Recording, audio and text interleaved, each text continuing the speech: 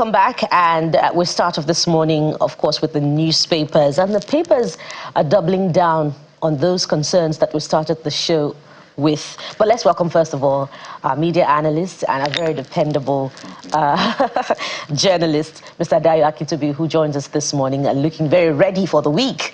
Good morning. As always, right? Good morning, Mr. Dayo. Very good morning to you. Good morning to Nigerians. Hope you had a restful weekend. Absolutely. So let's begin with the Guardian newspaper this morning. And of course, the Guardian is also reflecting on the Pengassan Dangote war. Listen to the headlines. Nigeria risks 14.7 billion naira daily loss, fuel crisis as Dangote-PENGASSAN rift deepens. So it seems as if Mr. Festus Osifo's remarks was not as reassuring as it should be, Mr. Akintobi, even to the Guardian. Well, I think every Nigerian knows that at any time there's a shutdown, there's a strike, there's a protest that involves any aspect of the petroleum value chain, in spite of what Mr. Osifo said, that we have enough reserves to carry us for a good 30 days, there's something called panic buying. The fact that the specter hangs over our heads of the possibility that there may be shortages down the road, everybody will rush to the fuel stations to go and try and buy and keep.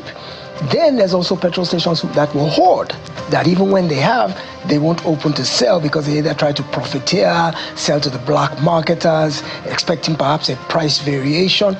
So there is no way that a disruption will not occur that will have a negative impact on the well-being of Nigerians. So, of course, queues will form. I mean, as I was coming to the studio this morning, I was checking the petrol stations on my way, and there's no queues as of yet. I still saw some that were selling, and there were one or two cars at the pumps. So as of now, all is still well. And that's probably maybe because people are holding out hope that the meeting has been called by the ministry, by the government today, to try and wade into this dispute and find a way to resolve the differences between the two parties. Because when two elephants fight, it's the grass at the end of the day that gets hurt. So it's the Nigerian people, it's the small entrepreneurs, Nigerian workers. The very workers Pengassan is trying to say it's fighting for are the ones who are going to get the hardest hit because they won't get fuel to be able to go to work. Transport fares will go up because the transporters have to queue for hours to get their supply.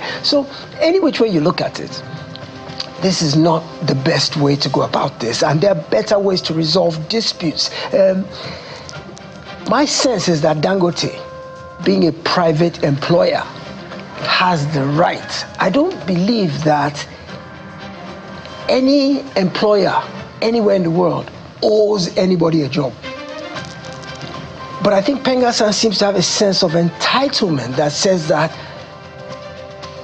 giving us this job and us keeping this job is our right. I think there's a dichotomy there that needs to be addressed. I don't think any employer owes anybody a job. Yeah. However, there is an employment contract that is signed when you are taken on. And the person who is employing you states the terms and conditions under which he is offering you this employment. And he has the right to withdraw that employment at any time, provided he does it according to the law. Dangote is still claiming, as of today, that he didn't retrench 800 workers simply because they joined Pengassan, because that would be illegal.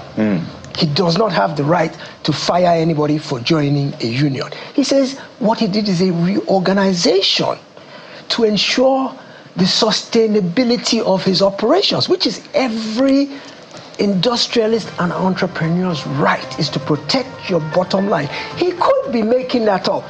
Kelly, I was going to say that because the timing of this reorganization, the timing, he could be making, and then the allegations of bringing in 2,000 Indians. Dangote has denied that. And even if he did not, should we also be asking what is the skill of these Nigerian workers that are not getting the top positions that Pengassan would have us believe?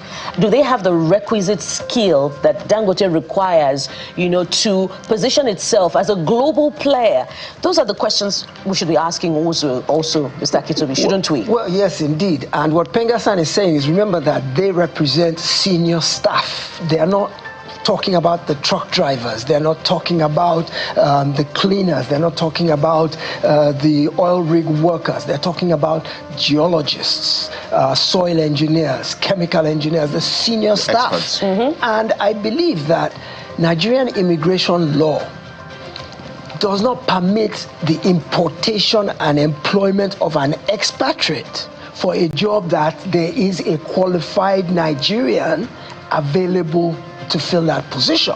So if Dangote has brought in 2,000 Indians, the law requires that he must have first tried to recruit for those positions here in Nigeria and found our work pool, our pool of available candidates to be lacking. That's the only time he's now legally empowered to go out and get workers overseas. So in keeping with what you said, in all likelihood, if he did bring in 2,000 Indian chemical engineers, oil workers, whatever the case may be, it is because he must have sought to fill those positions from local talent and failed to do so. Remember, there's this jackpot syndrome now to where all our talent is gone anyway. So where are you going to find them from? They're not here. They're in Canada, they're in the United States, they're in the United Kingdom, they're even in Dubai and Saudi Arabia and Abu Dhabi. So it won't surprise me if in truth he did try to find workers here and couldn't and had to go overseas. But the quote-unquote 800 people that he let go,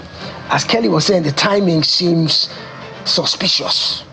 And my conspiratorial mind says that one can't be without the other. But he has put it in writing that he's undergoing a corporate restructuring, which is his right to protect his bottom line. And if he has put that as the reason, even if the hidden purpose behind that is simply because I don't want unionization in my operations, because that will always become a problem. Every employer of labor is scared of unionization because it runs counter to the goals of the organization. Absolutely, it does. So every employer of labor will try to fight against it, or will find a way to mitigate the impact of unionization on its operations. So it's not unusual for Dangote to be trying to stymie their efforts to organize within his operations. I wanted to stay with The Guardian for a moment because it has an interesting story there. We had reviewed that story last week. It has to do with Osun State and the local government issues there, the politics going on there. Osun Noge, PDP query FG, demand details of released LG funds. Last week we had looked at the story where there were reports and rumors that the federal government, the Minister of Finance, Mr. Waledu, was going to transfer funds to former APC chairman who by the last elections are not legal yet, and the matter is in courts. We understand the Supreme Court is to give clarity on this particular case, but what we are hearing and seeing is that the government has gone ahead allegedly to release these funds to the former APC chairman at the local government level. I'm just concerned. How worried are you when you look at what could be playing out there at that level? Well, there's always been, it's a continuation of that tussle between the executive, the judiciary, the legislature, and the three tiers of government, all the way from the subnationals, local government, federal government, who is power vested within. If the Supreme Court says something and says that, well, these local government chairmen of the APC that are no longer presently in office, and an election has been held, that election is being disputed as to whether it was properly constituted, properly carried out, and whether the current holders of office are legitimate. But the jury is still out on that. There's been no resolution. Yes. But the federal government is saying, well, operations of the local governments have to continue to run. We don't recognize the people who are there now, but the people who were ousted. But if those people are out of office, should they actually be given the allocations of the present day operational needs of the council if they're not in office? So it's always been said the Supreme Court does not have its own army to enforce its judgments, but respect for the Constitution requires that whatever the Supreme Court says, whether the government agrees with it or not, should be gospel. And it's the fact that the judgment is not even out yet. We're waiting for the judgment. That's what I'm saying, is that it's still sub judice. It's still in under consideration with the court. But what is extant today is that there's a new set of local government chairmen and administrations in office. Whether they are recognized by the opposition or the administration in power, or whatever the case may be, they are currently in office, they've been sworn in, they're running operations. So I don't think that the federal government should pay any money to the former local government chairmen, whether they agree with those who are there now or not, whether they think they're there properly or not.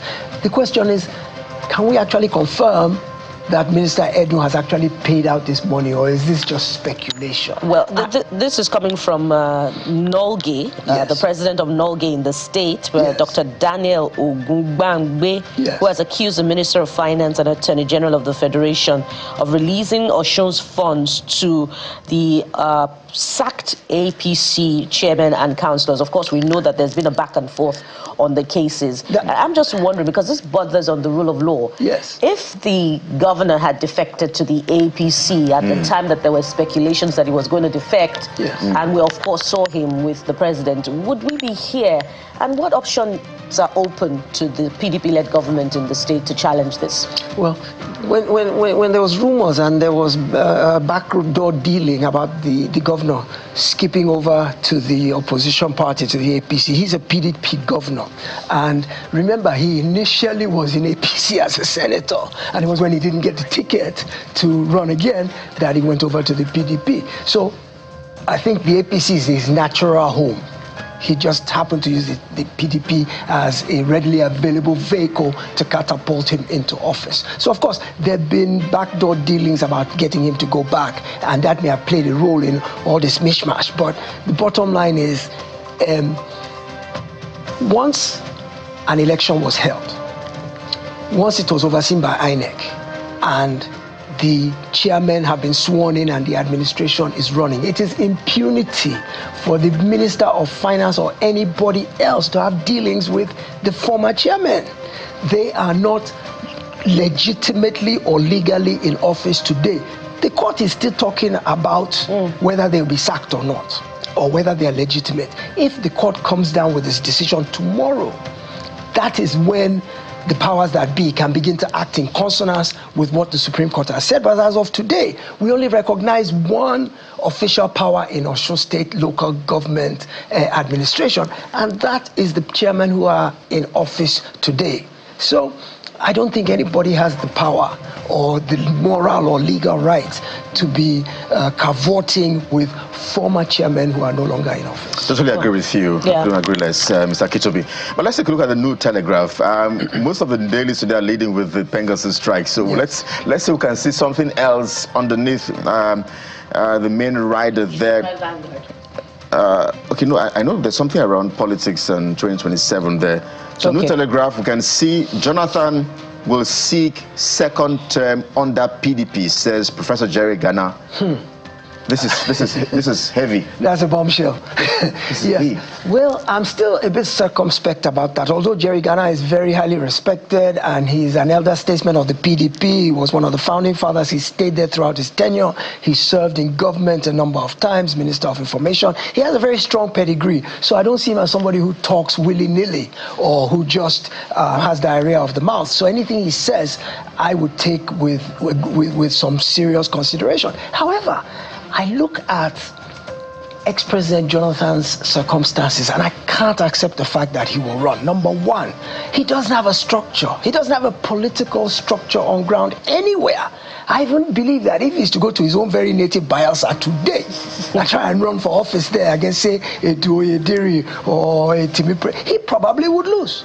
He does not have a structure. So those who are pushing him to go and run, I don't think it's of his own volition. He doesn't show the body language, and he doesn't seem to have the temperament for a fight, as we would call it. And he's become so globally acclaimed and respected due to that one thing he did by not throwing Nigeria into crisis, by conceding the election even before the count was over. That has catapulted him into the upper echelons of global statesmen, and I think he's reveling in the adulation of that role today, whereby he's been invited to monitor elections, invited to deliver speeches. He's got so much gravitas now that I don't know why he would want to get sullied or muddied by throwing his hat in the ring in a contest where, boy, I can't see any pathway to victory for him. I'm sorry, I can't. Despite the fact that Nigerians have come full circle, because remember, his government was a clueless government, if you remember. Now he's suddenly become the messiah that will pull us out of these economic doldrums after having been a clueless person so many years ago. So I think we should look at ourselves. Was that a proper thing to say, Mr. Ketobi, to say his government was a clueless government? Because I remember was it proper? He was labeled as that. His government was labeled as that. But Nigerians are having second thoughts now, because all of a sudden every successive government after that seems to have been worse. You know, people remember the good old days of Goodluck Jonathan, where petrol was 100 and something naira, and dollar was below 200 to the naira was below 200. The good old days when you look at the numbers.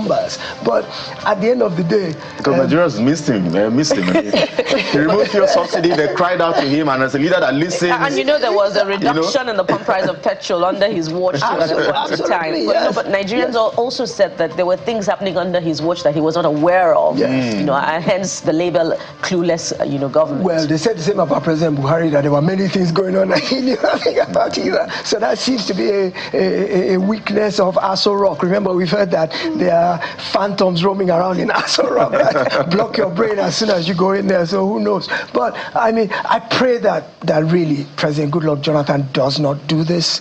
I think he has more to lose than to gain. I don't know what he thinks he can come back and do in office now that he didn't do in his 5.5 years in Aso Rock. So I wish that he would just stay. His wife has already said there's nothing for them to come back to do in Aso Rock. She's supporting the First Lady, Remi Tinubu. And you know that when the women of the house speak, us men listen, you know. So there's bipartisan politics at the wife level. Absolutely. Well, Mr. Ketobi, let's quickly take a look at the Vanguard newspaper this morning, because it has an important story that we must reflect on. Toxic harvest. Hazardous pesticides harm food production, exports. That's coming from experts in an exclusive done by the Vanguard. Of course, you may want to pick up a copy and read from page 19. Look at the riders. $362.5 million lost to export rejects. Over 23,000 empty pesticides imported annually. We banned pesticides injurious to health. DG NAFDAC, Agric Ministry keeps mum on impact of pesticides.